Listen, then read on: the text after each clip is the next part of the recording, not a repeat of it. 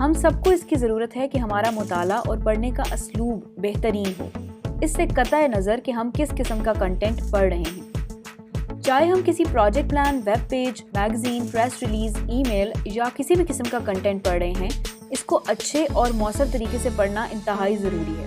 ہو سکتا ہے کہ اس کے لیے آپ نے کوئی ایسی چیز پڑھی ہو جو مددگار ثابت ہو، لیکن آپ اس سے متعلق کوئی بھی چیز تلاش کرنے میں ناکام رہیں۔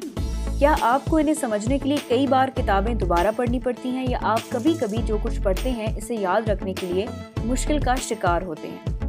سیدتی.net نے بہتر قاری بننے اور پڑھنے کے عمل کو اچھا کرنے کے لیے چند حکمت عملیوں پر ایک نظر ڈالی ہے۔ پیو ریسرچ سینٹر کے سروے سے پتہ چلتا ہے کہ ہم صرف کاغذ ہی نہیں، مختلف قسم کے آلات پر تیزی سے کتابیں پڑھ رہے ہیں۔ ممکن ہے کہ آپ ڈیجیٹل اخبارات، رسائل کی رکنیت لیں یا ویب صحافت، ای میل، سوشل میڈیا ہر روز پڑھیں، تاہم اس کے لیے پرنٹ میڈیا اہم رہتا ہے۔ اس لیے ہماری پڑھنے کی مہارتیں مختلف شکلوں سے نمٹنے کے لیے کافی حد تک لچکدار ہونی چاہیے۔ مطالعہ شروع کرنے سے پہلے خود سے 3 سوالات پوچھیں۔ اس کنٹینٹ کا کیا مقصد ہے؟ یہ کتنا مفید ہے اور آپ اسے کیوں پڑھ رہے ہیں؟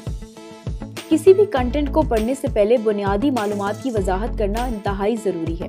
اگر آپ سمجھتے ہیں کہ آپ کو کچھ تفصیل سے پڑھنے کی ضرورت نہیں ہے، تو بنیادی باتوں پر بھی غور کیا جا سکتا ہے، اور اسے شارٹ راستہ بھی کہتے ہیں۔ مطالعہ کرنے سے پہلے اپنے ماحول کو ضرور کنٹرول کریں۔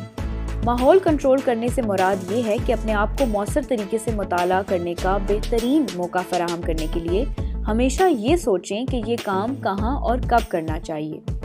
مثال کے طور پر، بستر سے کچھ دیر پہلے پڑھنا آپ کے دماغ کو پرسکون کرنے کا ایک اچھا طریقہ ثابت ہو سکتا ہے، لیکن گہرائی سے مطالعہ کرنے کا یہ وقت بہترین نہیں ہے۔ اس حوالے سے مزید جاننے کے لیے آپ وزٹ کر سکتے ہیں اردو نیوز کی لائف سٹائل کیٹیگری کو۔ جاننے کے لیے دیکھتے رہیے urdunews.com۔